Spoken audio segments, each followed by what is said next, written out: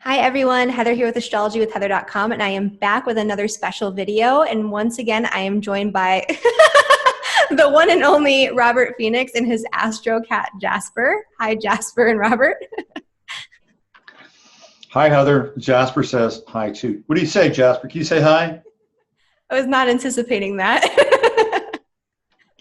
Yeah, Jasper just kind of pops in every now and then. And usually when I'm doing a recording, he has kind of a sixth sense. He has that cat sense for recording. So here Does he he is. help you with your videos, like with telepathy or something? There's definitely something going on here. There's definitely kind of a merging that takes place. I think my intuition is sharpened with Jasper present. So, and he might even ward off a few kind of dark entities that might be lurking around me. Yeah, cats are good for that. I've been having these hawks hanging out in my backyard recently. Oh, It's interesting. very interesting. It started off with one, and now there's two, and they're out there, because I usually do my show outside, and they've been hanging out now on the power line at the edge of my backyard, and they're there when I do my. I love hawks. I think they're awesome. So I think who knows? This is my first time I've ever lived in this place, and maybe seasonally they come back every year. I don't know, and maybe this is just part of their pit stop. But it's interesting now that they're kind of back there, and they've always kind of lined up on my right shoulder at the edge of the property. So it's an interesting kind of introduction with the birds here. Yeah, that's interesting. It's like they're kind of watching over you or trying to eat your cats. Well, that could be too. And so cats don't go outside. But the other weird thing is that there's a bunch of stray cats that live around here, and they all live at the end of the block. And there's this black bunny rabbit that lives kind of across the alley from these stray cats, and they're always hanging out together. So it's like the black rabbit is sort of like, I don't know what he is. He's like their pack leader or something. And there's about 12 of these stray. They just keep mating down there. I swear to God, I just keep seeing new kittens all the time. And I'm not sure what's going on, but now they're starting to come over to my place, and they're starting to jump in my backyard. I see them in the front yard now. So it's like, I think they know that I have cats or something like that, and maybe they're, sort of that cat internet is sort of hooked up. Like, oh, this guy's got cats. Maybe we can hook on over here. Yeah. It sounds like you're communing with nature out there. It is a lot different. It is, not as much as you are, with your big ranch spread out there, but it is much more naturey than the apartment that I was living in. That's for sure. Yeah. Nice. Well, Yeah. I'm happy that it's working out for you and all the hawks are looking out for you there.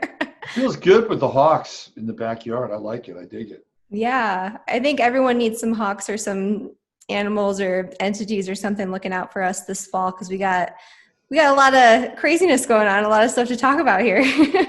Absolutely. You know what else I have? I've got like a ton of wasps and yellow jackets and hornets. They're all over the place here.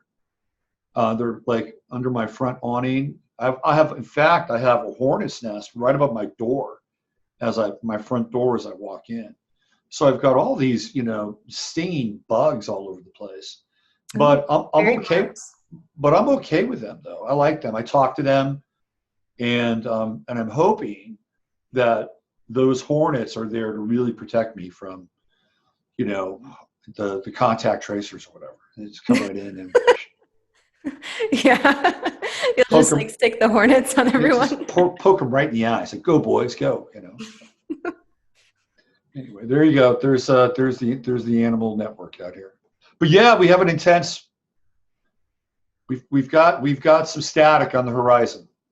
Yeah, we definitely do. Like this fall, I told you before, I was looking into it because I do an electional astrology guide for each season. Mm-hmm. And when I was going through the fall, it was sparse, especially when it got to October, just because things were so intense and so dicey. I was like, I cannot in my right mind recommend that anybody initiate anything of importance during this time, because, oh my goodness, like like what is going to be going on this fall? Like what is going to be happening? So I'm excited that we're back together talking about this. I know we talked about it a little bit in our webinar at the start of this year or sometime in the spring. It was called Navigating the Collective Energy. Something along those lines, but I'll post a link down in the description below to that webinar. It was a donation-based webinar, so you guys can pay whatever you want. And we went through the entire energy of 2020. We went into 2021, 2022, like a little bit off into the future, and just talked a little bit about like what is going on here and what we see coming.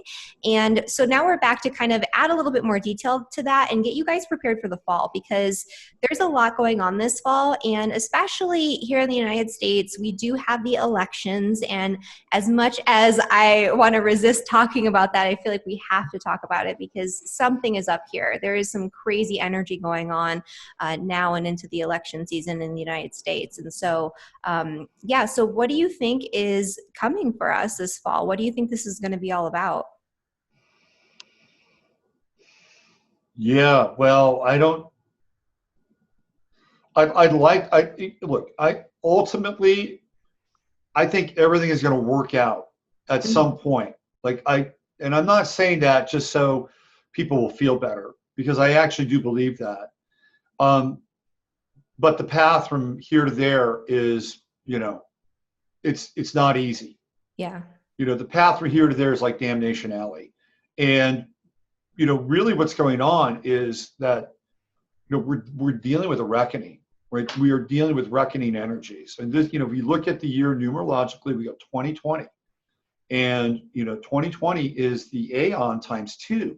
When we get into the Aeon, which is also the card known as Judgment, so we're in a period of judgment now, and there is collective judgment, there's social judgment, there's planetary judgment, there's individual judgment, and people may recoil from that word judgment, because it sounds judgmental, but we have to be accountable for a lot of the things that the things that we've done and who we've been, and that's kind of across the board. And so I am a person who looks at what's happening both with social justice and with the idea of the coronavirus and how politicized it's become. Yeah. And it's been politicized to the point where it's becoming absurd. Like the levels of politicization are absurd. So there's a point now, we've gotten to this place where I think people are really kind of overplaying their hands in some ways. And at some point, people just aren't going to care anymore. Like if you just keep going to the same thing over and over and over again. And I've just been thinking a lot about Groundhog Day. And it feels like we're in this kind of Groundhog Day cycle, which I believe took place during the Mercury retrograde. But trying to think about how in some ways, we haven't moved out of Mercury retrograde. Like there's I'm looking at that March 13th period. March 13th is when, and I think Groundhog Day is in February, right? I think that's when Mercury retrograde was happening, is during, and it feels like we're what is the song? Is it Bob Dylan, where Bill Murray wakes up, right, in the movie? Yeah. It feels like we're hearing Bob Dylan every morning, because once one thing happens and sort of dies down, there's another thing that happens, and everything sort of, we get into this spin cycle and it re-escalates, and and we're in this kind of Groundhog Day phase. And it's getting to the point where I think people are just kind of over it. I think they're over it. And when certain people make certain demands, it doesn't matter who they are, whatever they are, I think people at some point are just going to become tone deaf, right? And what's really interesting, what's happening with pro sports, because we have Chiron in Aries. And Aries, I think, is very much connected to the athlete. It's, we go from, sort of performance, Aries, the warrior, that gets translated over into the realm of the athlete. And here now we have Chiron and Aries. And what are we seeing? We're seeing these athletes now in professional sports, do things and say things that they haven't done, in quite a long time. Maybe since really the 1968 Olympics in Mexico when Chiron was in Aries, and you had people like John Carlos and Tommy Smith and Lee Evans, going like this down in Mexico City. So we're seeing those kinds of overtures and gestures again, but it's also now in a place where I think people have hit burnout. There's a lot of burnout going on. And this Mars and Aries, I think, is creating a lot of burnout. Like, this is a hard Mars, and the squares to Pluto and the squares to Jupiter. And we're going to talk about a period coming up here in October with the square to the sun. And I think people can just take so much Mars and they're just going to get burnt out. And it's like, okay, you want to go do that? Just go do that. I'm not going to fight that battle, and I'm not going to fight that battle for you. And I'm going to just bring up one more thing here, and it will be slightly political, but when you get into The Rules for Radicals by Saul Alinsky, and Saul Alinsky was a very smart guy. And one of the things that, conservatives like to bring up Saul Alinsky, like he's the devil. And, Saul Alinsky knew what he was doing. Like, you may not agree with a lot of his tactics, but, he was very smart. And, he hung out with Al Capone, and he kind of learned from Al Capone. And Al Capone is a very interesting character. And a lot of people think that Al Capone was like this cold-blooded killer. Al Capone there's another side to Al Capone, and he was very kind of, in a weird way, kind of community-oriented. Like, he was looking after his people there's a weird thing about gangsters. Like, Pablo Escobar is a notorious drug lord, but in a lot of ways he really loved the Colombian people, and he was trying to kind of do things for the Colombian people. He was actually running kind of a parallel universe to the Colombian government, and the Colombian government didn't like that. Like, he was accruing a lot of power.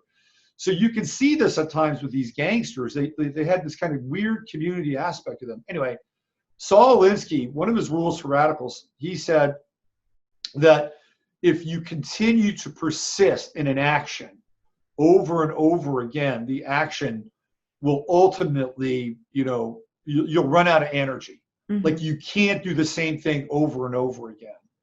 And this is where we're getting very close to the Alinsky tipping point, where we're seeing what, it's, Ahmaud Arbery, Breonna Taylor, George Floyd, Jacob Blake. And I'm not going to get into the legitimacy of those events, but I will get into the politicization of those events. And after a while, they begin to lose their steam. They begin to lose their kind of gravitas and their kind of, moral acceleration. And I feel like the people that are engaged in the politicization of those events are getting very close to a tipping point where people won't care anymore. And I feel like that's kind of where we are. And the Mars really enters into this. It's really kind of moving into this kind of factor where it's like, F it, we're done. We're done with this. The downside to that is you will get people who will also say, F it, I'm done. I'm over this. And when that happens, then we're getting into scenarios that are potentially, very explosive, very, very explosive. And, of course we have social engineers, and they're reading scripts all the time. They're taking the demographic and psychographic temperature all the time. And they're employing really high-powered models of, artificial intelligence to script things out. This happens. This is. If you don't think it happens, then you try to get up to speed, right? Because these are the people that orchestrate reality in a lot of ways. So, they're also getting the sense from all the different chatter points that probably people are burnt out, stressed out, and they're at this edge, whether it's Corona, whether it's the lockdowns, and whether it's the BLM stuff. So then what happens? Then they can script out scenarios where they can either insert themselves into the narrative We can have a conversation about Manchurian candidates, but this is kind of where we're getting to right now. We're getting to that really kind of intense, kind of live wire, that third rail. And we saw a bit of that in Kenosha this last week with the Kyle Rittenhouse, I believe, young man, the 17-year-old who was out on the streets of Kenosha. Mm-hmm. So we've crossed this kind of Rubicon. Kenosha was a Rubicon. And I think that's where we are now. So the upside is like, I really don't give a shit anymore. I'm not going to watch TV. I'm not going to watch the news. I'm going to tune out. I need to go do things that are not going to stress me out. I'm going to find a way to connect with nature, and I think that's a good thing. Mm-hmm. Like, I think people really need to give themselves a break, because we haven't gotten any breaks since 2020 started. I mean, this has been, I think, the most stressful year of all time. It's been the most stressful year that I've been a part of, in my, 6 decades on this planet. And I would put almost any year up against 2020, and you'd be hard pressed. You might have to go back to like 1913, World War I, and some of those years to kind of get close, or the Depression. But this has been a very stressful year, and I think for people that have reached their own tipping point, maybe you need to check out for a bit, and to try to find a way to remove yourself from kind of the psychological, the political, and the social fray, because it's going to get hot. And that's what I think. It's going to get hot. And we want to think that Libra, which is the month we're going to be talking about, can bring about kind of, fair, win-win, kind of the easier path. But, that's even going to be challenged intensely. So here we are. We're just really beginning Virgo season. You should probably take care of yourself, take care of your body, try to get some sleep. Do those Virgo things that are going to be helpful. The sun is going to be pretty, benevolent and harmonic towards, all that hardcore Capricorn action we've been going through.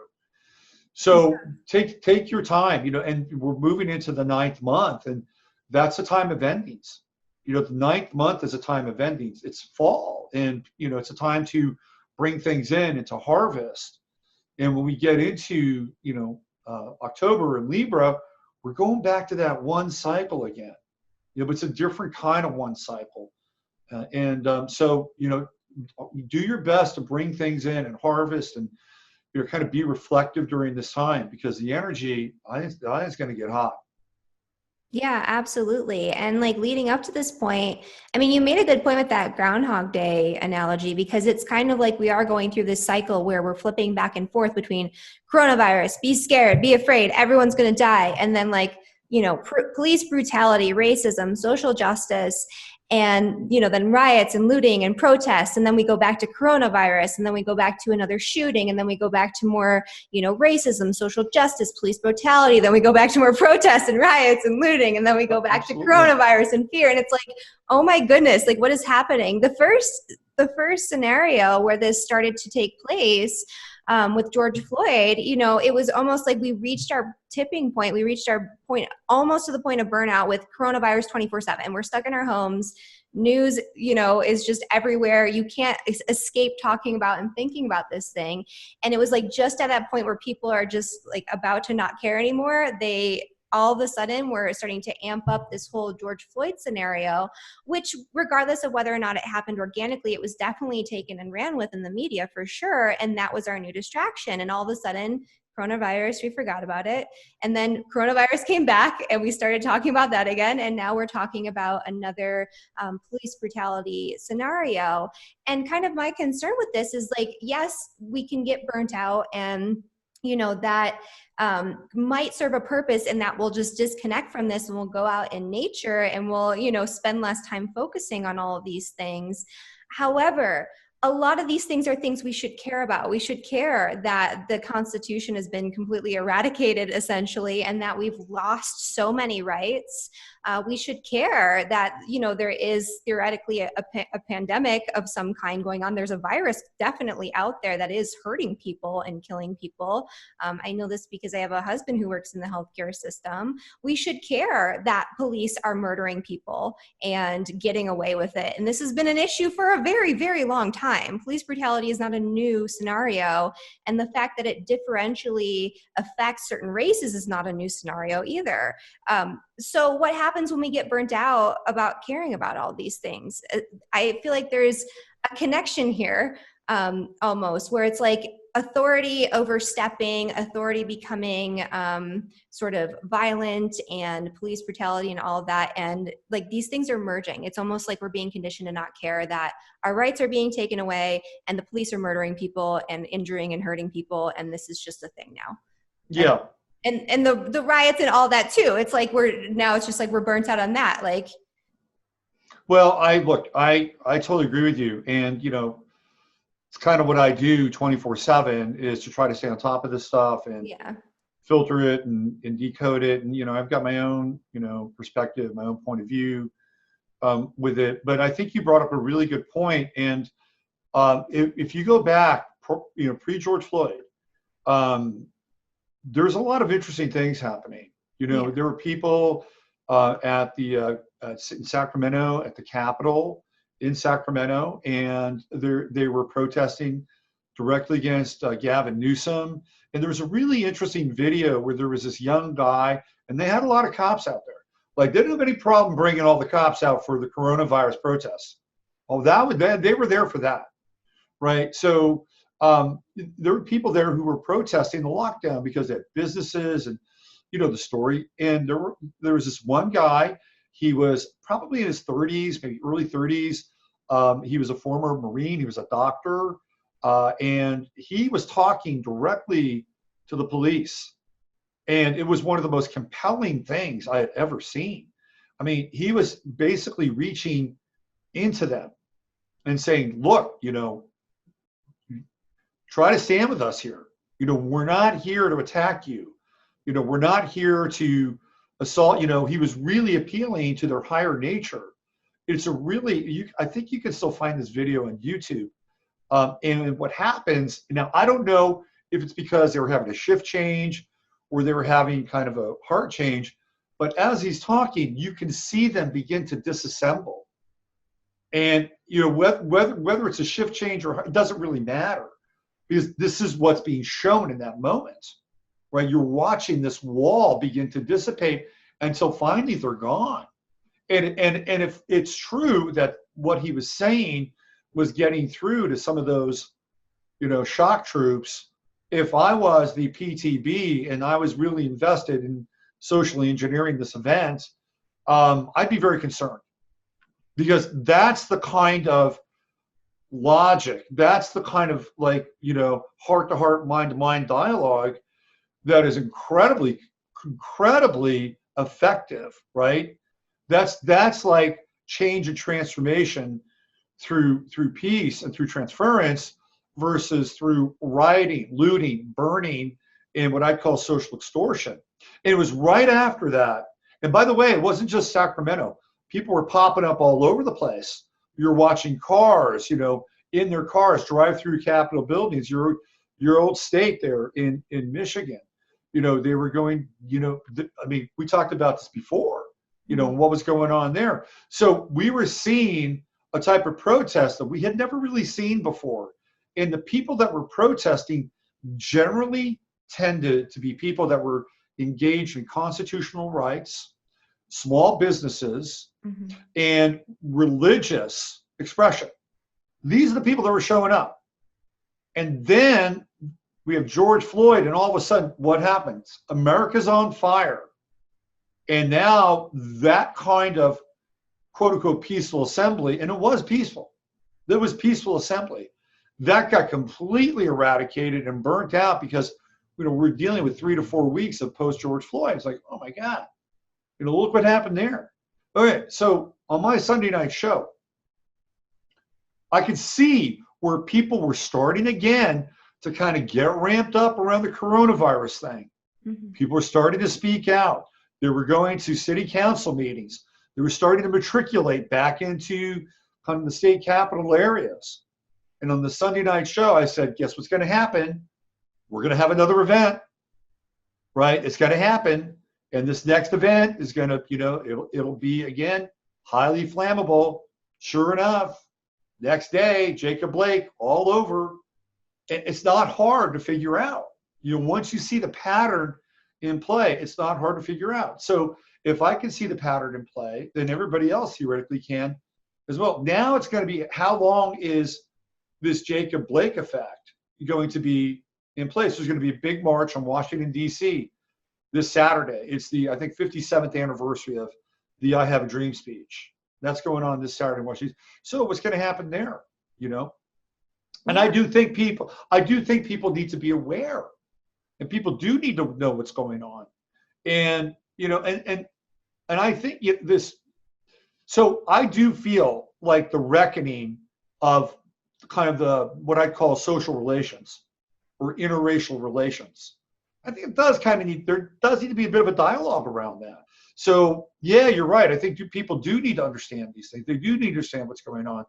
I also feel like we need to be able to kind of retrench a little bit and, have it, because I think October is going to go hot. And I feel like if you're going to take care of yourself, if you're going to take a little bit of a break, if you're going to try to feed yourself, I think this is the month. I think September is the month. Yeah, definitely. And, if there is a point where things are going to start to burn us out, where people are going to start to fizzle out, that's going to be the Mars retrograde, right? That's just like the energy of the Mars retrograde. It's like Mars on steroids, but it's too much. This is when people get burnt out. This is when things tend to fizzle out. This is when people who are normally very forceful and very active tend to retreat, and people who are normally more passive tend to become more active and outspoken. It sort of flip-flops people a little bit with that Mars retrograde energy. But that would be the time. And the other thing too, you asked like where the line is drawn, and I think the line is drawn where things become divisive and things become about separation instead of coming together and helping one another. And that's a very Mars energy, right? We've had a lot of Mars activation this year. We had Mars transiting the sign of Capricorn, hitting all those Capricorn planets in the spring. Now we have Mars in Aries hitting all those Capricorn planets in square. Mars is the one planet that has the ability to separate. It causes divisiveness, very literally. That's what it does. And so it makes sense that this is a year where we've seen the most divisiveness that I've ever seen in my entire life. Everything is divided, every single thing. And it's to extremes. It's that Pluto energy involved too. It's divided to such extremes that it's completely insane. Like you're either on one completely crazy end of the spectrum, or you're on one other completely crazy end of the spectrum, and there's no middle ground. But yeah, let's get into the chart. So I made you a host so you can pull up the charts for the fall if you want to. Okay, so great. You see that this is October. This is the 13th. Yes. And I just picked 12 a.m. New York City. And you have the midheaven at 8 Aries, and then Chiron conjunct midheaven. Yeah, and to kind of set the stage for this for everyone, this is the day that Mars will be at its closest point to the Earth. So it's going to be the brightest in the sky that it will be. It's going to be the closest to the Earth. And even just looking at traditional like omenology and whatnot, that is not a good celestial omen, right? Having Mars bright in the sky, the planet of war, that in and of itself is not necessarily a good thing. And then when we look at this chart, we have, of course, that sun in the sign of Libra in opposition to Mars, forming a really tight T-square with Pluto in particular, but, that entire stellium in Capricorn. And so that's really why we're looking at this chart here. This is the day that Mars is closest to the Earth, and it happens to be making this very intense alignment at the exact same time, which I think is going to be pretty significant. Yeah, I think it's pretty significant as well. I mean, if we go back to Mars retrograde, it happens on the 10th of September, which I thought was quite interesting, right? This day before like 9/11, which is one of those days that just, changes everything. Mm-hmm. And, what does that portend around the 9/11 energy, right? What does that portend? Because we're looking, we're not necessarily looking backwards, but that energy is moving itself backwards. It's getting us back to like the day before 9/11, 2001. So I think that that's part of the narrative. That's part of the narrative, and a lot of the people that were involved during that time of 9/11, they're still around. They're still around, whether it's the people in the Bush administration or the Keene Commission, things like that. And what are we talking about? We're talking about like 19 years after 9/11. And this is the year, by the way, this is the 1 year where since they've, built the Freedom Tower, I guess that's what they call it now, the One World Freedom Tower, normally they will have those two columns going up in the air, those two light columns to represent the Twin Towers. They're not doing that this year, right? So normally they have a 9/11 memorial. That's not happening this year. And so, what's their rationale for that? Well, what do you think? Just like coronavirus? Of course. So 9/11 doesn't matter anymore? They've moved on. We have the new 9/11. We are in the new 9/11. Absolutely, we are. This You're is right. the new 9/11. So, this is at midnight, and theoretically you'll be able to see Mars, during this time. And the moon phase, we're getting, we're almost balsamic here. So we're talking about a pretty dark sky, right? It's not like, Mars is going to be competing with this other luminary during that time. So Mars will be very bright, very visible. And and it's at 21 degrees retrograde. I don't know what the Sabian symbol for 21 Aries is. It might be interesting to look it up. So why don't you go ahead and why don't you dive into that T-square and try to break down that T-square. And I'm gonna try to see what the Sabian symbol for 22 Aries is. So basically, and I pulled this up using the whole sign houses, but you can see, Mars being really high up in the sky. It's interesting too, that Mars is going to be like at its highest point, almost directly above us at like midnight where we're at. I thought that was kind of strange and kind of interesting. Yep. But yeah, so this Mars energy. So basically what happened in the springtime, for those who are not already familiar with this story astrologically, is that we had Jupiter, Pluto, and Saturn in a conjunction in the sign of Capricorn with the South Node, just past eclipse season, just past the Pluto-Saturn conjunction exact, which happened in January. And Mars came into the mix. Mars entered the sign of Capricorn and started hitting all of these planets. Around the time that really started to take hold, we started to see a lot coming out around coronavirus here in the United States and in some of the other Western countries, in Europe, in the UK, all of that. And we went into full-on lockdown very, very rapidly. It was like from zero to lockdown, something that has never occurred in all of our history so far, and all of a sudden we're stuck at home and we're restricted and limited in this very extreme way, and people are terrified, right? That's that Pluto energy, that Saturn energy, people taking things to extremes. Pluto rules fear, Saturn rules fear. So that's kind of where we were at in the springtime. It started to move on and things started to dissipate, but now we're coming into the fall, which, even just kind of on a mundane, non-astrological level, the fall is a time where you would expect people to have more illnesses. There's less sunshine, people are outside less, it's cold, you're sitting indoors, having recirculated air, not getting that vitamin D, not getting those nutrients. And so even without looking at the astrological component, you would suspect that there could be a second wave or a second lockdown in the fall. So what we're seeing here is Mars coming and hitting Saturn, Pluto, and Jupiter in a way that is not the same as before, but it's almost more challenging. Actually, it is more challenging because it's a square. It's a very hard aspect. Mars is sitting in square with Saturn from now all the way through to the middle of October, just sitting there in a square with Saturn. Actually, really through the end of October, it's still in that square. The two malefic planets are squaring. Mars is an energy that wants to do something. It wants to take action. It needs to move. Saturn blocks that. It's rules, regulations, restrictions, oppression, and frustration. When we had Mars in Capricorn, Mars is exalted in Capricorn. Mars does well there. It can, take its time and do what it needs to do, follow the rules to a certain extent. When Mars is in Aries, Mars wants to do what it wants to do when it wants to do it. And Saturn saying no, like the heavy hand of the law is saying no. right? And Yeah. so this to me is an energy that's much more explosive. Mars in Aries is much more potentially violent. And we have a T-square coming in because this is Libra season. And Libra, the sun in Libra isn't inherently bad, although it's in its detriment there. But, you know, Libra season, any cardinal activation this year has been extra intense. Any cardinal activation has been intense because it's hitting those planets in Capricorn.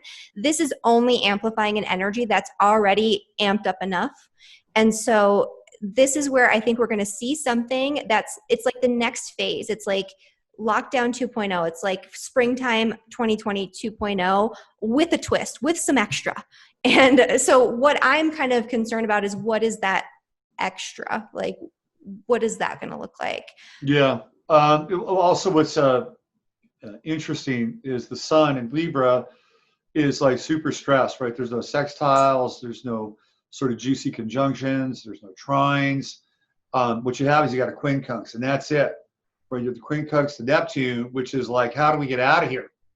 You know, how do we get out of this? And, you know, Neptune in Pisces, you know, now we bring in the divine, the religious, the sacred element. Like, you know, that's kind of your lifeline. You know, that's the etheric path kind of out of this conflict. So it's very interesting. I looked up the Sabian symbol for, and we're gonna call this 21 Mars, because it's not like 2130, not 2135. We're gonna call this 21 Aries, right? 21 Aries. So if you want to hit me back with this share screen, I'm going to show you what this looks like. Okay, what we're talking about. And to me, this Sabian symbol really hits where we are, where we're going to be right on the jaw. Phase 21, Aries 21, a pugilist enters the ring. A pugilist is a boxer. Oh. The release and glorification of social aggressiveness. Here we have the potency glorified as muscular strength and will to power, because it is potency operating at a harshly competitive level. It can and often does imply the possibility of defeat or disfiguration.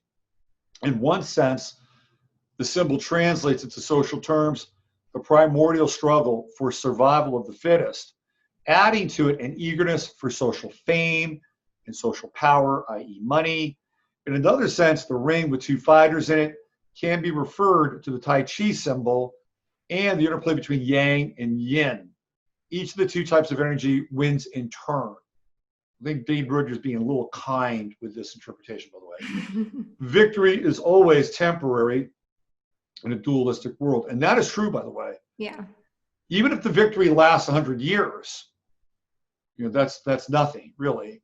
This is the first stage of the fifth fivefold sequence. Cyclic phases. Potency and twofold possibilities inherent in any release of power are seen operating at the socio-cultural and emotional level. The symbol reveals man's deeply rooted feeling of admiration and envy for whoever can generate overwhelming power. Okay. So this is what we're dealing with at Mars 21, Aries 21 retrograde. I mean, I tend to think of this, if the lockdown scenario is true, and Bill Gates has already said, and Fauci has already said, that the next one is going to be worse. Mm-hmm. If you haven't watched Pandemic 2, I highly recommend it. Bill and Melinda Gates are joking. They're joking about how this time they'll really get people's attention. What a weird video that was. They were like all smug and smirking and like, ha ha ha, the pandemic is going to be so bad. Like, what was that? And what even like mainstream person is watching that and like, yeah, this is a good guy. This is normal. This is a normal way to react and respond to what's going on right now. It was really bizarre. And you can actually watch that as a separate thing outside of the pandemic video. And it's even more bizarre because it's kind of hard to find. It's kind of hard to find, by the way. I really tried to find that. Yeah. And that clip is hard. But it used to be easier to find, but I mean, but I mean, they they've got a janitorial crew on Google 24/7. Yeah. And YouTube 24/7. So, but what's really weird about that video and that clip in general is when Melinda Gates says the blacks are going to get the vaccine first. Which, even if you're going by what's going on, like in terms of the numbers that are of the people that are getting coronavirus, the Native Americans are the ones that are dying from it the most. Why are the Black people getting it first? Like, it's such a weird statement to make, and it makes no sense when you're looking at the actual statistics and numbers that are official about what's going on. That was a very weird statement. The way she said it was weird too. Yes, the whole thing was weird. It was like the blacks. Yeah, You know? the phrasing was weird. It didn't make sense in the context of what we're experiencing. It was the whole thing was weird. And you know, and people need to do research. And by the way, if you happen to be African American / Black and you're watching this video, if you have not looked into Margaret Sanger and the relationship with Planned Parenthood, you need to kind of look at some of those quotes. And Bill Gates' dad is connected to Planned Parenthood, right? And Planned Parenthood really kind of starts out as a eugenics program. Yeah. So when she says, you know, the blacks are going to get the vaccine first, you know, that you're dealing with roughly, you know, 3 degrees of separation from Margaret Sanger. So, yeah, you know, I think what's probably going to happen is we're probably going to have another lockdown. mm-hmm. And of course, there's going to be the politicization of the lockdown because we haven't even gotten into November yet in the election. And, you know, if we're reading the tea leaves right now, like one group doesn't want people to go out and vote, theoretically, and another group wants people to go out and vote. One group wants to be able to use mail-in ballots. The other group doesn't want the mail-in ballots to be used. Yeah. So if you can, you know, crunch those numbers together, then what we've seen is the rapid ramping up of the social crisis as a political cudgel. Then guess what? You know, now we're moving into November with a lockdown, a heavy-duty lockdown, as well. We don't want people to go out and vote. It's too dangerous. It's too dangerous to go out and vote. So what are people going to do during that time? Right? What are people going to do? And at what point, again, we don't really know, like, what kind of control, real control, Trump has over his administration. That's debatable right now. Because there are a lot of people that think that, you know, we've been on this Department of Homeland Security / FEMA model for a while now, and that Trump is really just kind of, you know, there, and they're actually running the show. So, you know, and, you know, so who is really running the show? And are there competing forces inside of the White House? And I do believe there are, by the way, and even outside of the White House. So, you know, who's going to control this idea that they're going to be putting troops on the ground if they need to quell any kind of social resistance? Because people will not tolerate a second lockdown in a big way. They just won't. It's just not going to happen. Well, and it's not even that they won't, it's that a large segment of the population can't. Like, people are already living paycheck to paycheck prior to the coronavirus. Like 22% of small businesses have completely closed their doors for good. Yep. Like, people can't. It's like, you have to feed your families. You have to take care of yourself. You have to survive. This isn't necessarily about, I want to go out and do my hair and, you know, party. This is going to be a survival issue. And it's going to be either the government has to completely take care of us and, you know, pay for everything, or we're not going to survive another lockdown. So that's the other thing. It's like, what does that look like, right? Is it going to be troops on the ground? Is it going to be us sequestered in our homes? Are we going to be able to feed and provide for ourselves and for our families? Or is there even going to be some sort of, you know, government stipend, or what was a stimulus or something like that that's going to even come about to help us? I don't think it'll matter at that point. Yeah.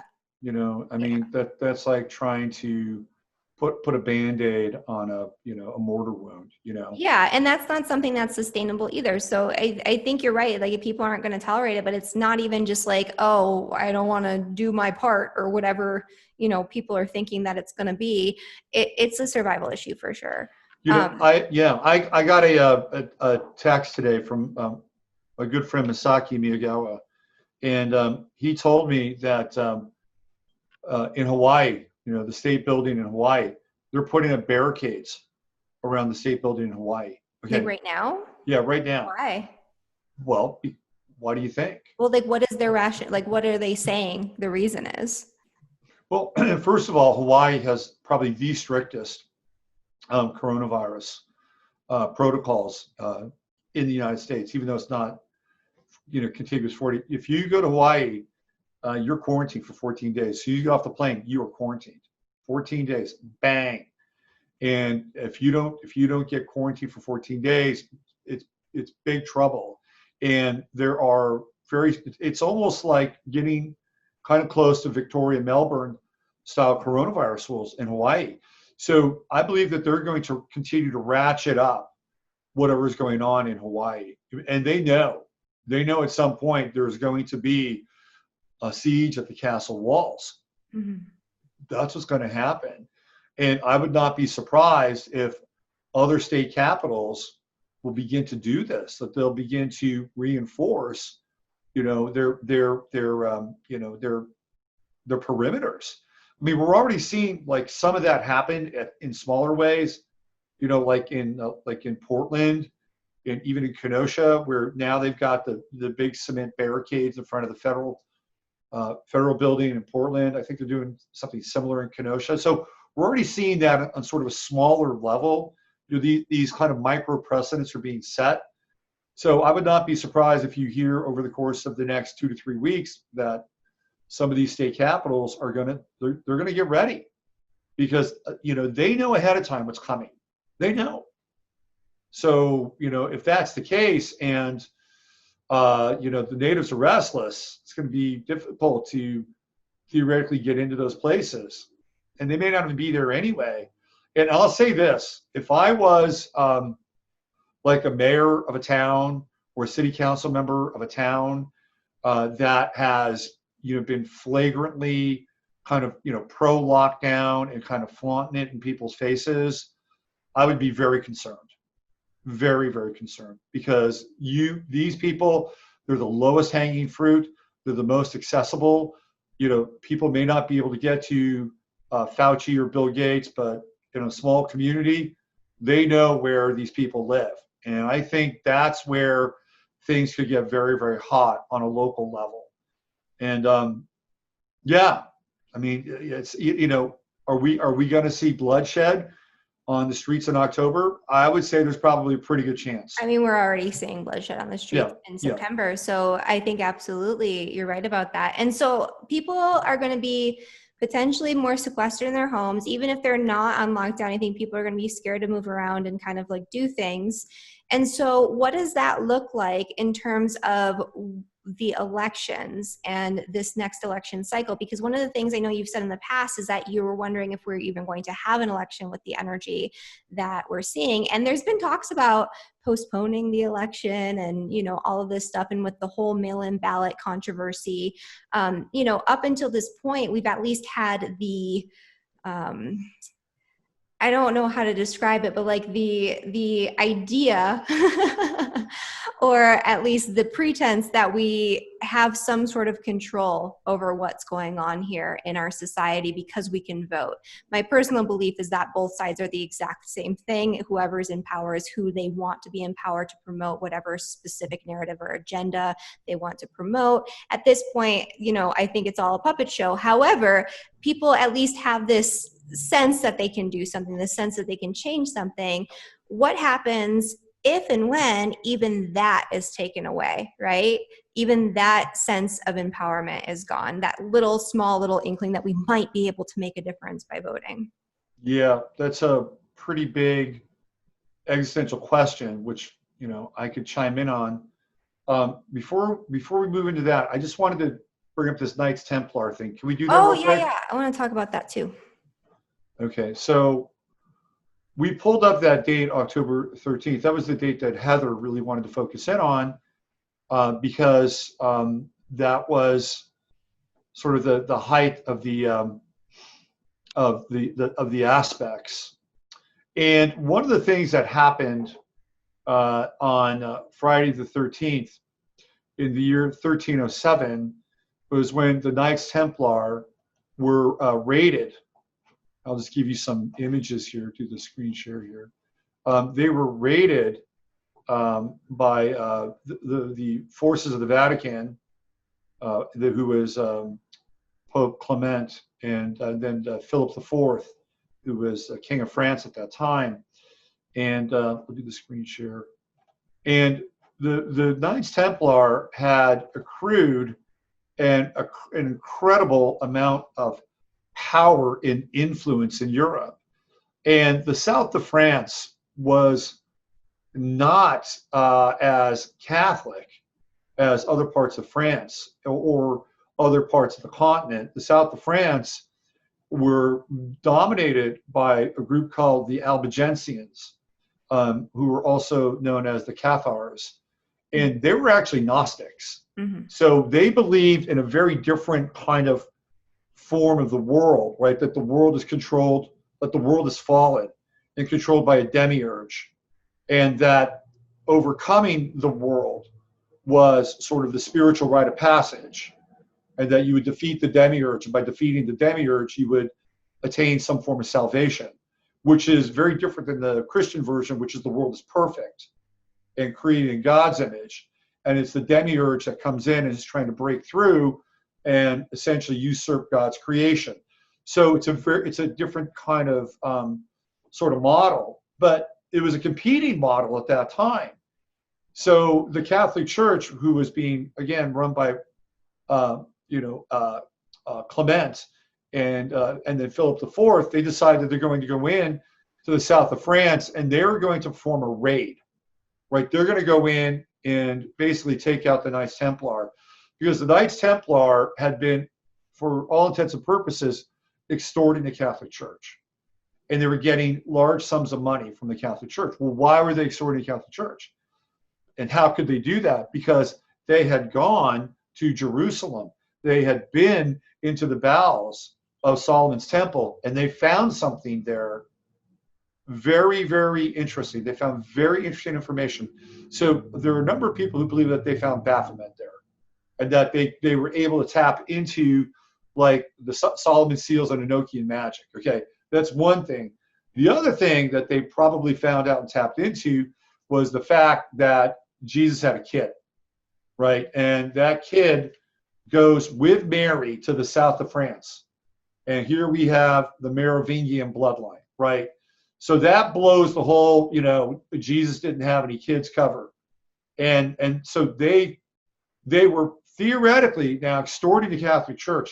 Also, they were the first real group that had established this idea of interest-based banking, and that you could take a loan out from the Templars and they would charge you an interest. Also, you could be in the south of France and you could give them X amount of money, and they would give you a certificate that if you wanted to go to Paris, that you would take that certificate with you and you would go to another Knights Templar branch and you would redeem it, and then you could get, francs or guineas or whatever, So they were really a very sophisticated banking system. They were competing with both French royalty and the Catholic Church. Mm. Neither of them could have that. On Friday the 13th in 1307, they go in and they start to slaughter the Knights Templar, right? This is what happens. And Jacques de Molay, who was the head of the Knights Templar, is crucified. We see him, this kind of, it's not quite a crucifixion phase, but it kind of feels that way.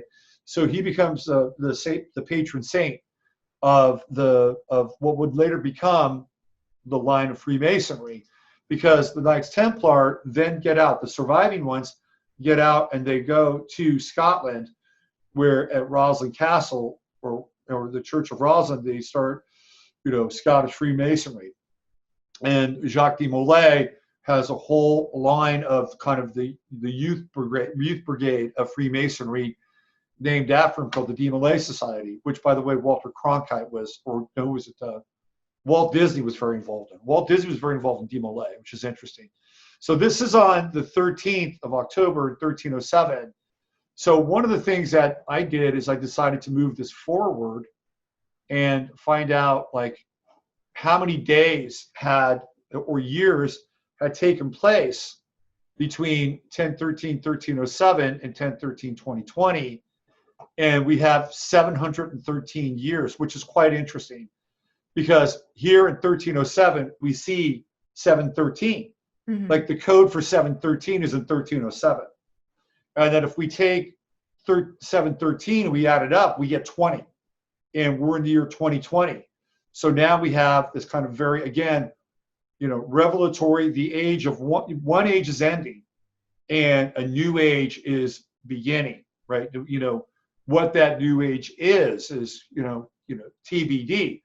If the World Economic Forum has its, kind of say in this whole thing, it's going to be the Great Reset. Is that the only model that we get to, inhabit? Is their version of the fourth industrial revolution? So this is really what's at stake now.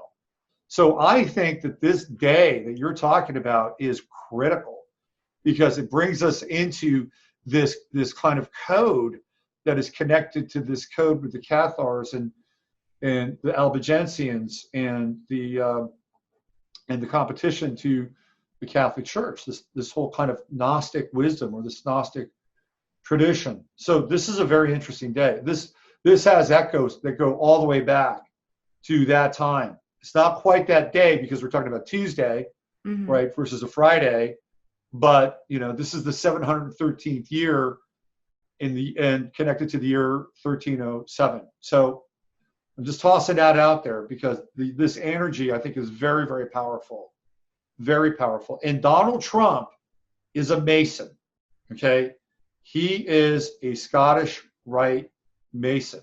When Albert Pike, the statue of Albert Pike, got torn down, that was the one statue that he said needed to go back up again.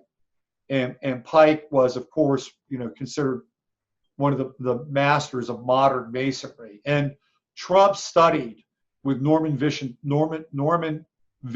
Bishop Peale, Norman Vincent Peale, who was a 33rd degree Mason.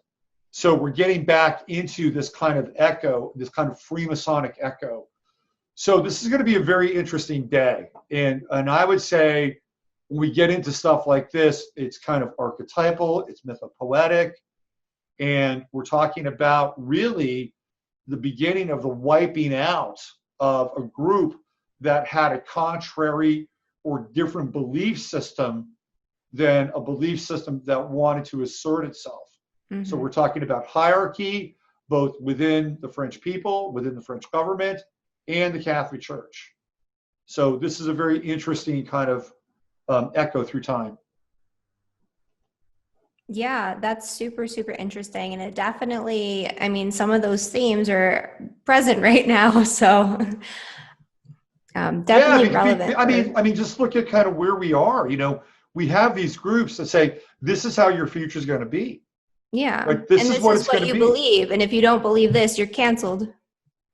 Right. You're either canceled or you won't be able to leave your house and go buy groceries, or you won't be able to travel around the world, or you won't be able to have a job. I mean, this is the future that's being predetermined, right? And they're trying to sell this future as being safer and more equal and more just.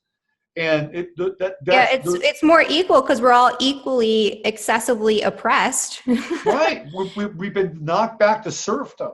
Yeah. And basically, being engaged in this kind of like, techno-feudalism is really what it's going to be like. And the ability to dissent, to say, well, we don't really want to participate in that future. We don't, no, you can't. You can't say no, right? So this is where all this is headed. And those people know that in order for them to bring the fourth industrial revolution, into play, that in their minds, there are going to be a number of people who do not want to participate. And that's where this thing gets really edgy and really sketchy, right? Like, at what level will they force their hand in order for people to comply? Now, I will say this before I go into any kind of drastic scenarios, that one of the things that the devil has to get people to do is the devil has to get people to consent. The devil has no power if you don't consent, right? When you sell your soul, you're consenting to something, whether that's metaphoric or whether that's an actual kind of blood script, right? There's a consent. So the devil can get people to consent in a number of different ways. they can incentivize you. Hey, your life's gonna be great, right? You do all this, and just give me your soul, and for next however long I think you can live here, you can play like God, be like God, right? That's like sort of positive consent. But there's also the other side, which is more of a satanic consent, which is we're going to shut off all the exits. So we're going to, we're not going to tell you to do it, but we may force you to do it, maybe against your will, right? So, and I think we'll get both kinds of scenarios. Mm-hmm. Right? They'll make this so that if you decide that you want to get the vaccine or want to get the COVID pass, they're going to incentivize you pretty well, I think, pretty nicely. They may not have to, put an AR-14 to your AR-15 to your head, and say, take the shot. They may like roll this thing out and go, wow, that's pretty good. I may take that shot, right? That's easy. But there still won't be people that'll take the shot. They'll say, no, it's not worth it. Then that's when I think it will get tricky for them. And they could cut off all the exits and still try to get people to consent. And there are still going to be people that won't do that, whatever that consent is. And I think that's where the frisson is going to take place. And how that gets worked out, I don't know. That's very complex.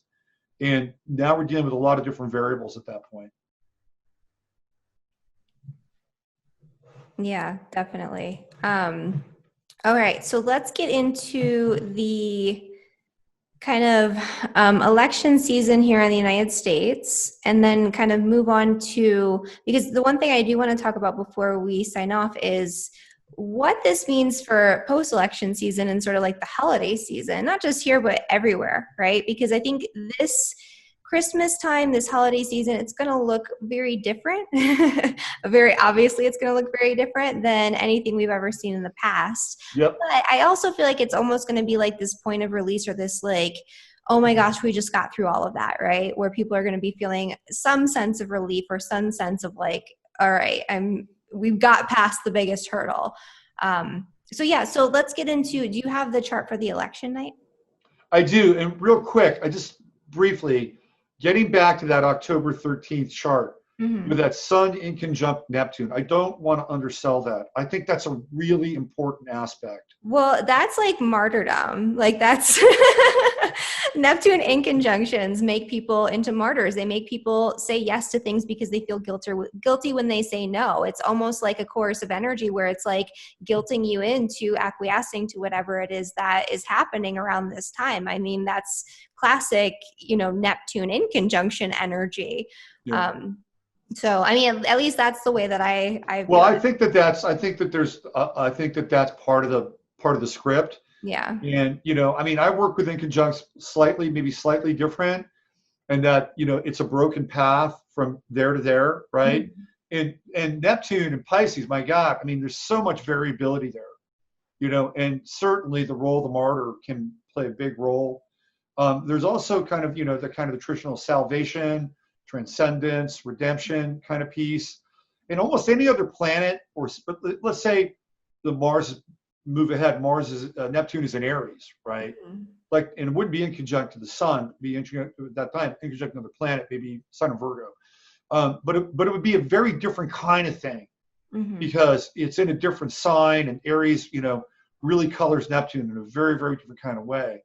So I do think there is certainly there's martyrdom. I also think there's some potential for redemption. I think that's about the only way, in some ways, through that kind of solar conundrum during that time. All right, let's move on.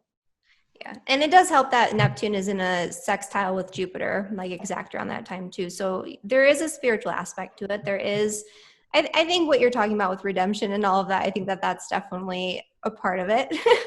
Yeah.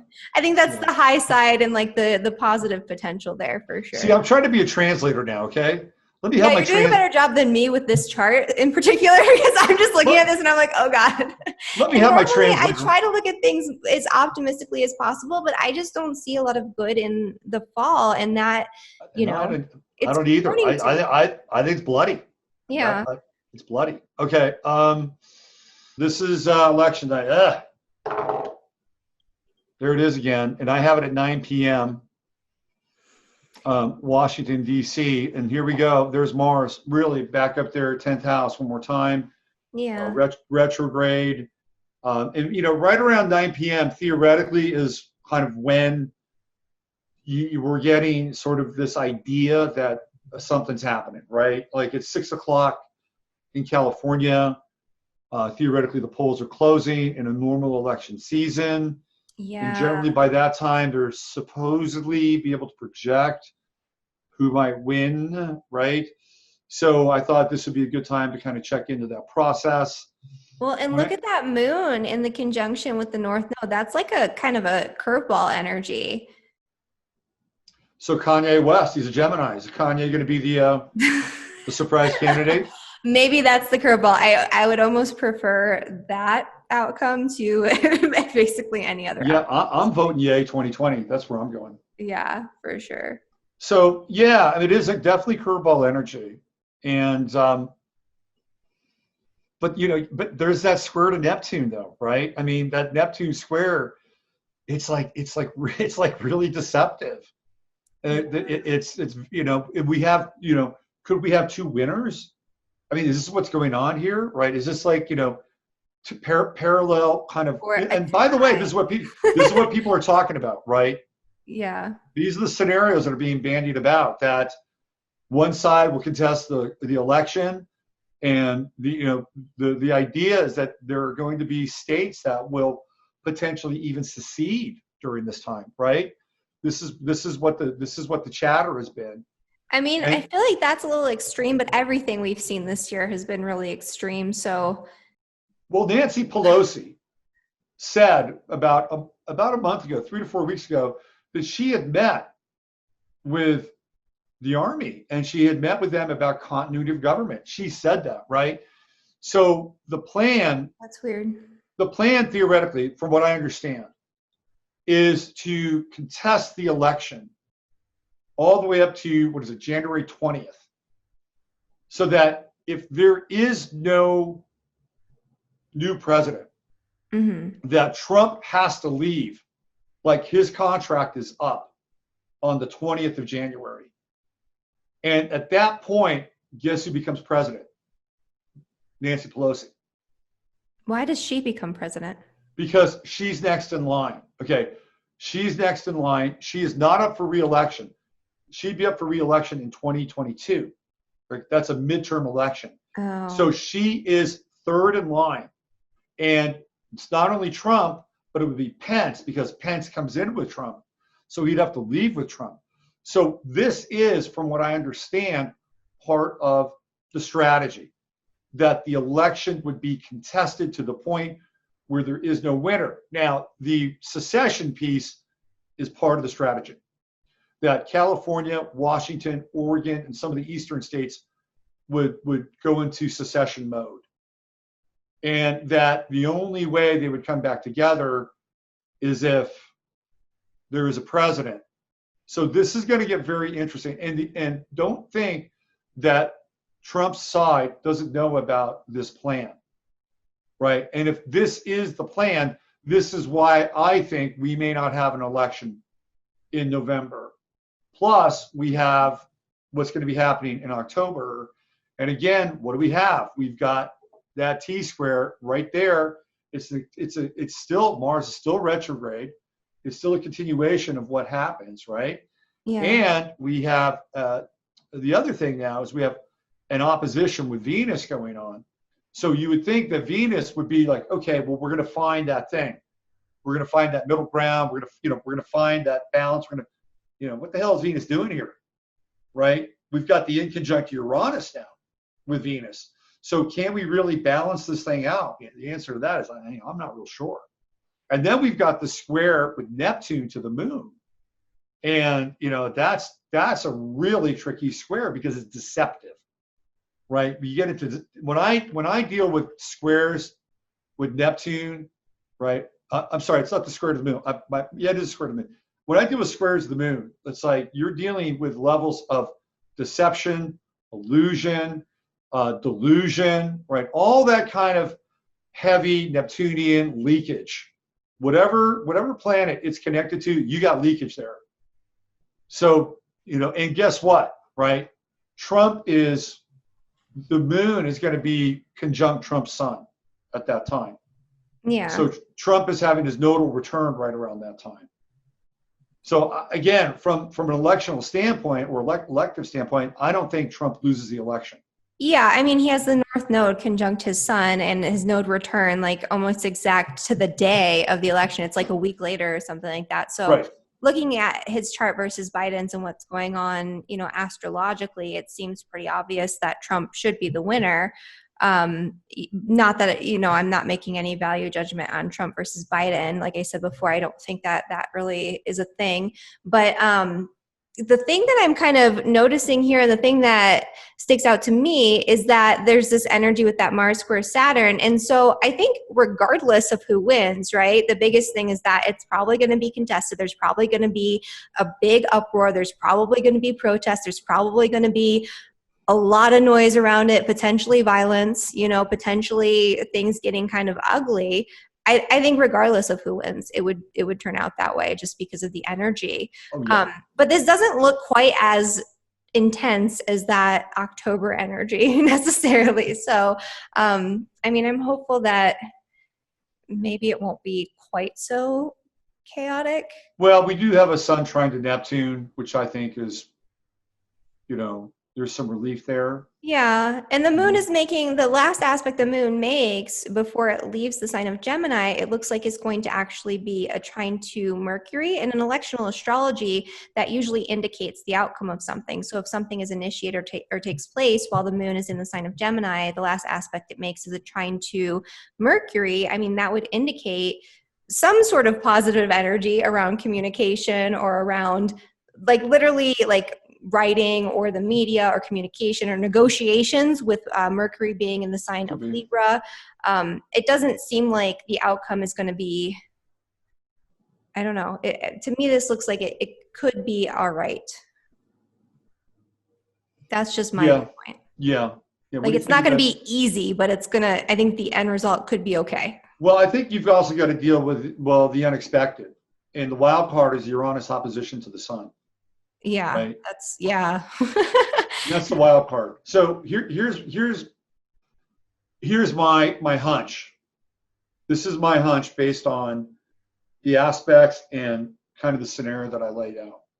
Like I could see this chart reflecting the introduction of potentially UN troops in the United States. I could see this here, especially with Neptune in the ninth house, foreign, squaring the moon, home, right? Yeah. So and they would energy too. That Mercury in Libra, that's like some sort of mediation or something, like somebody coming in to mediate. That's right. So I could see the UN and the blue helmets, kind of being, brought into this narrative, which is not anything good, by the way. Yeah. Because there's a whole other kind of narrative that goes along with that. So, we're in a big deconstruction phase. I mean, I think people need to just kind of wrap their heads around that. Yeah. And the only thing that we're going to have really going for us, I think, is getting through this. And getting through this is, I like to use the metaphor of Andy Dufresne, and when he's getting out of the prison in the Shawshank Redemption. And he's got that, 175 yards or whatever of, sewage to get through, right? That's his point, that he's got to get through that in order to get to the other side. Yeah. And it feels like, I'd love it for us to, just have that switch flipped and the sun starts, radiating all these really cool neutrinos. And all of a sudden we wake up and we love each other and hug each other. Boy, that'd be great, right? But that's not kind of how this thing is going. And it feels to me like that's kind of where we are. And we will get to the other side. Yeah. And the other side, I see the other side coming a few years later, like 2026 in particular. It's like things kind of open up and change in a very positive way. And we're kind of at the most intense point of all of this. Like it doesn't get more intense than 2020. 2021 is not great. There are some pretty crazy things happening over the next couple of years, but we are at the peak of it right now. And we're so close to coming over that peak, right? We're climbing the mountain, we see the top, we're going to be at that peak. And then it's downhill from there. So it's kind of like having to get past this fall energy. And I think what people can do more on a personal level is focus on your own immediate environment. Focus on working really hard in small, disciplined ways toward whatever goals and plans that you have for your future, for getting your foundation solid, right? This has been a time where we've had to really come to terms with what we truly need, want, and desire for our personal lives. And a lot of us have come to those conclusions through circumstances surrounding the coronavirus and having to be stuck at home and having to lose our jobs and wondering, is this actually valuable for me to go back to that old life? And so, yeah, everything's going to be kind of chaotic all around us in the fall, but on a personal level, I think this is a really great opportunity to get our ducks in a row with that Mars square Saturn energy. So I think, self-responsibility, self-discipline, and taking it slow though. Don't expect to have major leaps and bounds in the fall. Don't expect to like change everything in your life all at once. Like, this is not a time to go off all crazy, but it's time to put in some work for sure. And I think that that's something that can be useful for this energy. Yeah, I would agree. I would agree with you. It's like, I don't think it's although, I do feel like if you are interested in finding that Mars energy, which is real, warrior energy, I think this is actually a really good time, though it's a difficult time.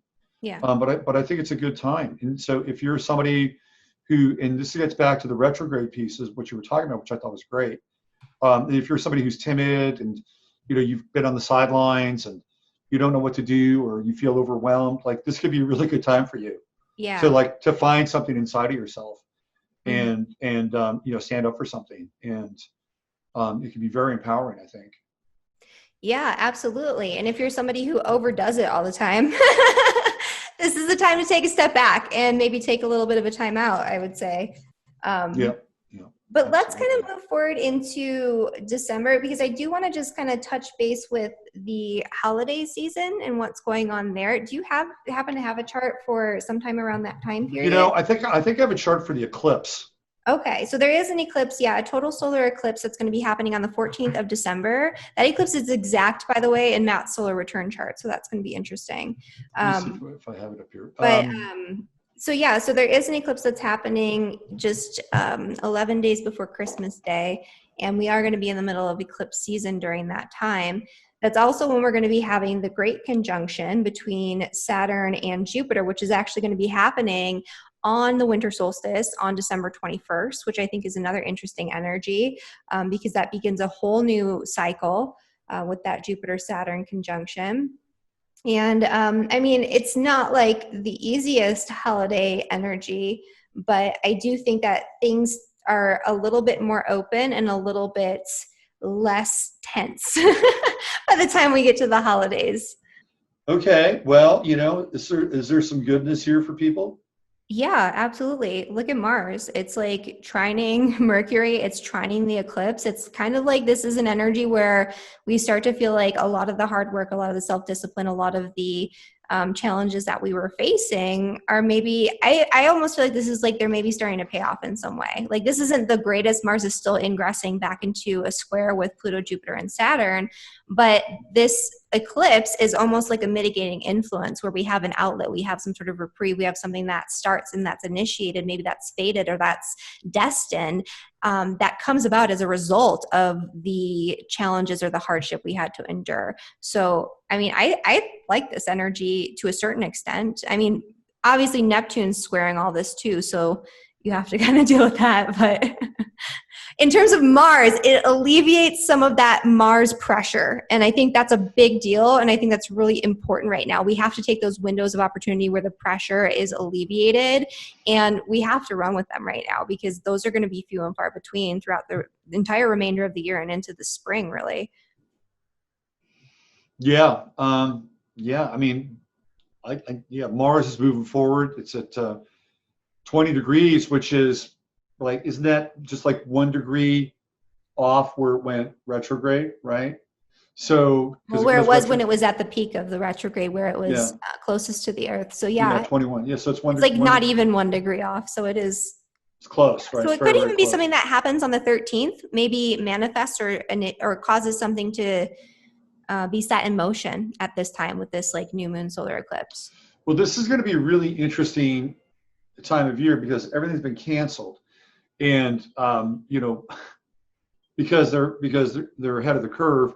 Walmart, thank God, this is one of the like upsides, is that Walmart has canceled like what, Black Thursday or Black Friday or whatever it is. Like, we're not going to have that this year, and I'm really okay with that. Right? That's like, it's like one of the upsides. But it's going to be interesting to see how they deal with the religious community right around. And when I say religious, I'm really talking about, well, Christians, and of course, our Mazel Tov friends, they're going to be celebrating Passover or Hanukkah, right? So anyway, these people are supposed to be getting together and hanging out. It's a really big time of year. Like Easter, that got canceled. Are they really going to cancel Christmas? Right? Is there going to be enough audacity? Be able to cancel Christmas, because I think people are just not going to listen to that.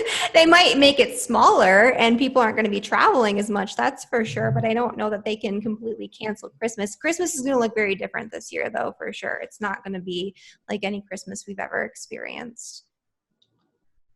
Yeah, I think this is going to be very interesting. We're dealing with a fairly religious sign in Sagittarius. Mm-hmm. You've got that Mars trine. I think it's powerful. It can be inspirational, mm-hmm. but I think it's also kind of onward Christian soldiers. I think this is going to be a time where I don't think people who are devoutly or strongly religious are going to allow this lockdown narrative or whatever they've been dealing with to happen. I just don't see that. Not here. And usually Christianity is a fairly, once they got the Crusades over, it's a fairly pacifist religion, unless of course you bring in the Jesuits and the stuff that they did.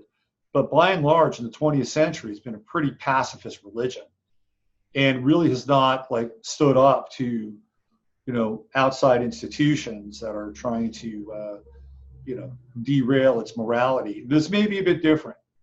You may see a different side of Christianity right around this time, because I don't think they're gonna allow the Phil Murphys of the world to shut their doors, and they may have some compatriots with the other side, and there may be people who are very proudly Jewish who'll feel the same way. It's going to be a very interesting time. I see this as being religious rights or religious freedoms being really exercised, and not putting up with a lot of bullshit.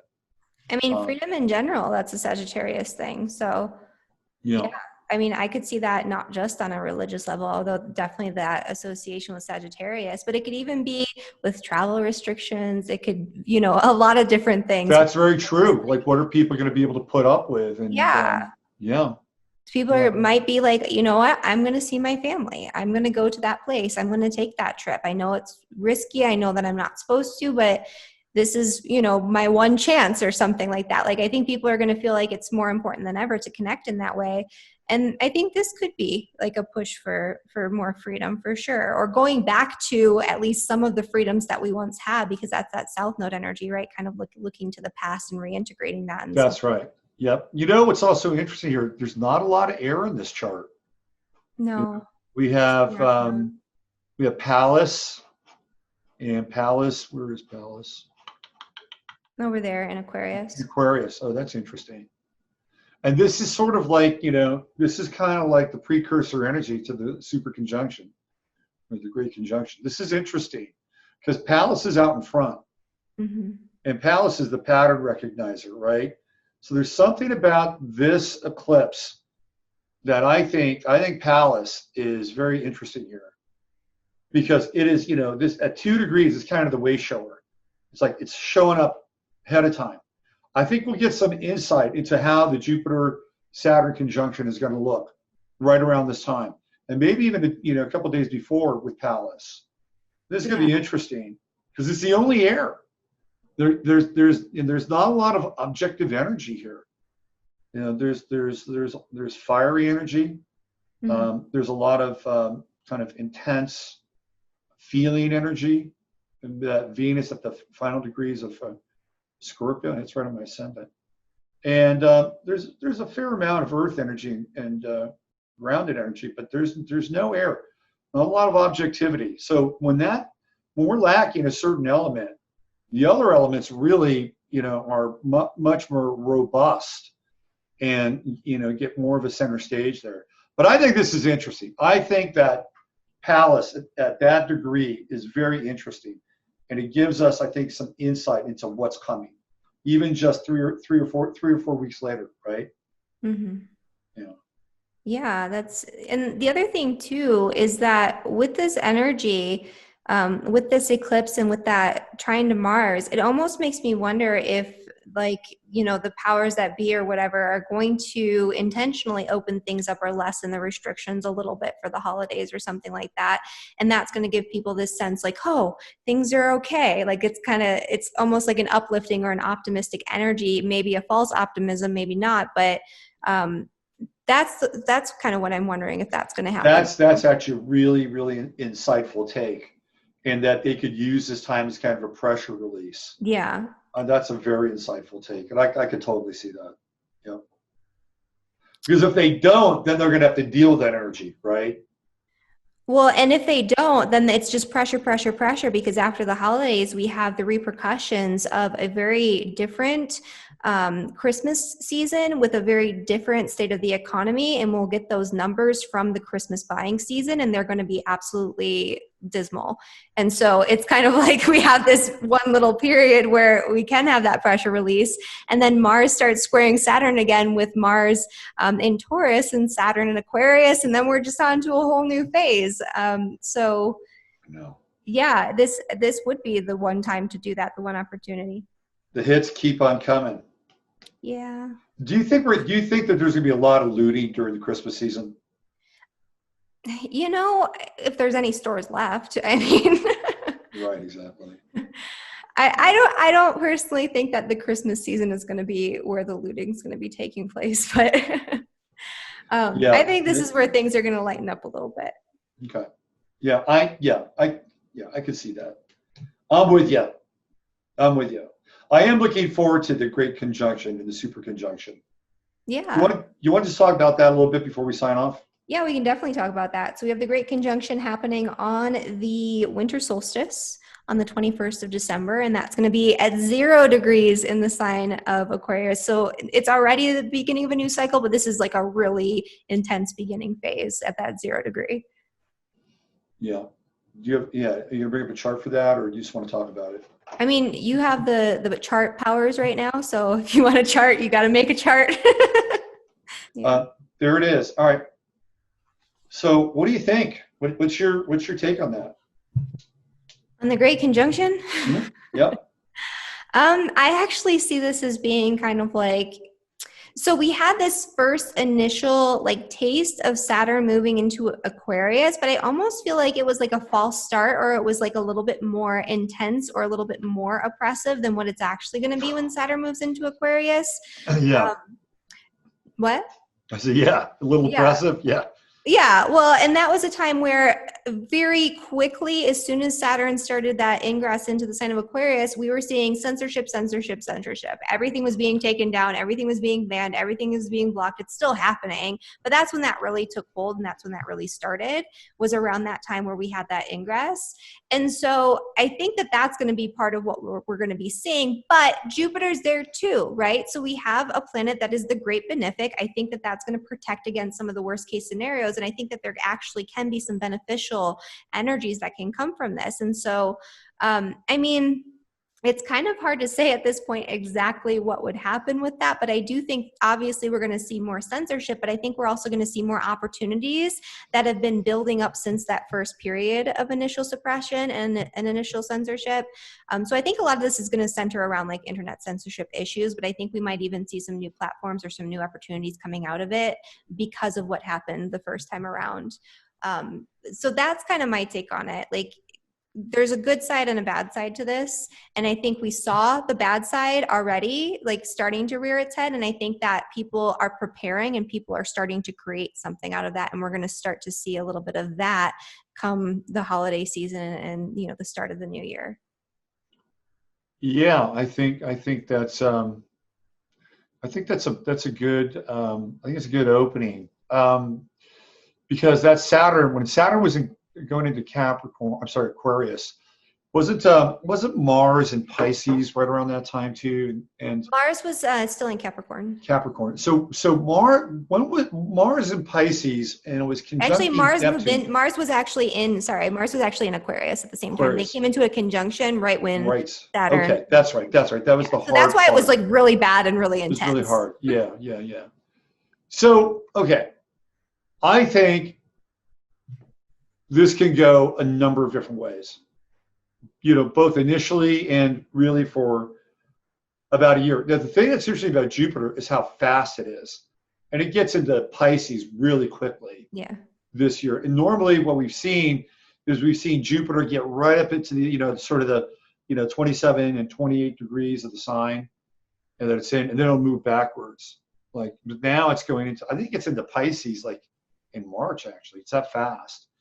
And then it goes retrograde. But I think that this thing could go like a number of different ways. Number one, we could have Jupiter come in, and it could make that that time when Saturn went into Aquarius bigger, right? It could just make it bigger, because that's one of Jupiter's calling cards. So we might get more of that, right? Or we might get, instead of the heavy duty censorship side of things, we might get a benefic sort of model of control. Like it'll still be control, but it might feel better. It might look nicer, right? Jupiter may take that hard edge off of it a little bit. It's like, oh, okay, we'll accept that. But it won't be as hard, but it still is trying to move people into a certain area or get them to kind of move into this new sort of Aquarian paradigm. And then the other thing that I hope it really is that, again, because we're just given this kind of World Economic Forum model, where everything's flattened out and everybody is kind of, dumbed down, and there's no innovation. And I'm hoping that this Jupiter-Saturn conjunction opens this up, and now we have competing models, right? That there are competing models for the future, because that's what we need. I mean, it's like this, ridiculous one-size-fits-all model is just, and using the lowest common denominator to translate that is just ridiculous. So I'm hoping we get to see some competing models around this. Mm-hmm. And I know that there are some of those that are already being cooked, like, what's going on with the Weinstein brothers and this unity party. I mean, I kind of think they kind of fit into that fold. Do you know about them by any chance? I don't know. So they're the Weinstein brothers, Brett Weinstein and Eric Weinstein. They're part of the new dark intellectual web. And Brett Weinstein basically got kicked off of Olympia, Evergreen College. So they've been creating this thing called Unity. It's like this third party. And it's sort of this sort of social evolutionary kind of, libertarian kind of thing. And they're really cooking up a political agenda. Like their podcasts have Ted Cruz, Dan Crenshaw, what's his name, Yang. Now they've got Jesse Ventura. So I could easily see them being a part of this mix, right? That they're going to be sort of in this running to have this new sort of social evolutionary program. People like Elon Musk, Peter Thiel, Joe Rogan, it's their world. That's their world, right? So that is potentially another competing model. Not that I endorse it. I don't really endorse that, by the way. But I feel like we're going to have a little more latitude to get in. And I'm hoping, because, both of, Aquarius is ruled by Uranus, that there are kinks in the plan, that there are things that come along that are unexpected, and that it's not really business as usual. And I'm quite hopeful of this conjunction. And the last time we saw it was 1962. And that's just right before Kennedy gets killed a year later. And I think that there's some echoes back to that time and that timeline before everything goes south, right? Everything just goes right off the table after Kennedy. So I think this is a very interesting conjunction, and one that I actually feel pretty hopeful about. Yeah, and I feel hopeful about it too. I mean, there's a lot going on surrounding that conjunction, but I do think that the conjunction itself is going to bring some opportunities and, like you said, kind of competing or new outlets and new avenues that weren't there before. And so I'm looking forward to that, and I hope that does really come to fruition.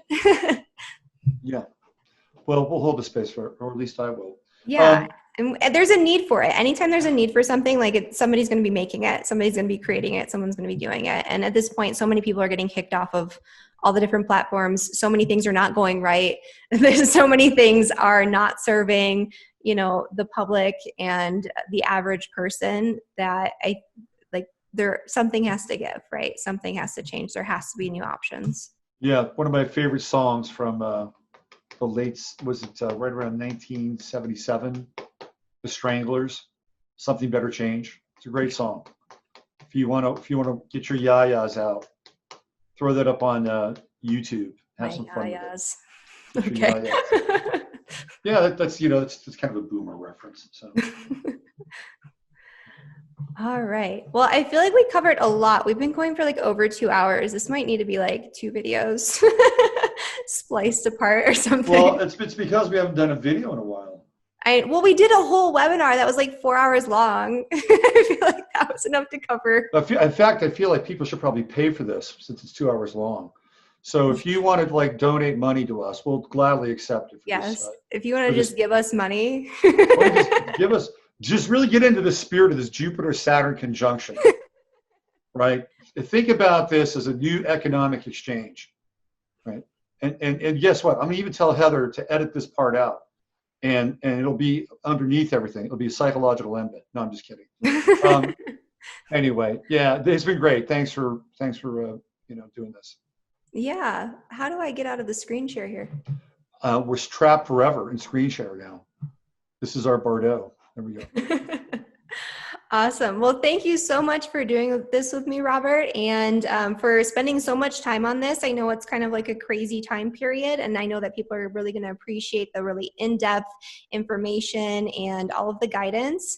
So yeah, thank you for doing this again, and we'll have to come back and do it probably at the end of the year, right, for 2021. Sounds great, Heather. Yeah, thank you again. Appreciate it. Yeah, thank you. And so if you want to check out Robert's website, if you want to book a reading with him, he's at robertphoenix.com. And I'll also post a link to his YouTube channel. He does a live stream every Sunday night, which I really love, which covers the astrology and especially the mundane astrology for the week ahead. And so, yeah, that's where you can find him. And thank you guys so much for watching, and we'll see you next time. Bye, everyone.